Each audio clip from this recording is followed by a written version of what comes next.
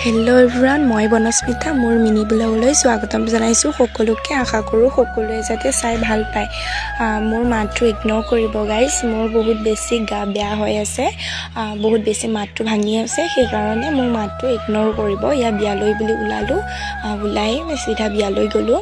মই বাৰু দেৰিকৈ গ'লোঁ কাৰণে একদম অলপ সময় ৰৈ পানী তুলিবলৈ গ'লোঁগৈ।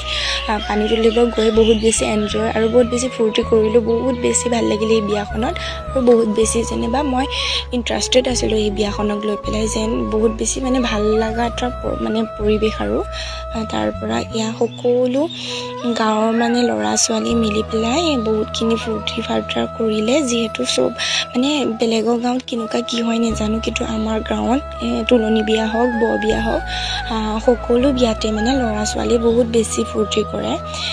তাৰপিছতে ইয়াৰ বাজনী ফেমিলি মানুহে সকলোৱে নোৱা ধোৱা কৰিছে, যিহেতু দৰা অহা টাইম পাইছেহিয়ে। তাৰপিছতে অলপ সময় পিছতে দৰা আহিলে।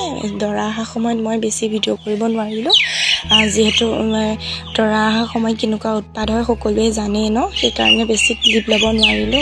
বহুত বেছি চাউল যেতিয়া আছে চকুত পৰিছে, সেইকাৰণে যিকণ পাৰিছোঁ মই সেইকণকে আপোনালোকৰ মাজত দেখাইছোঁ। এইখিনিকে চাব বাৰু।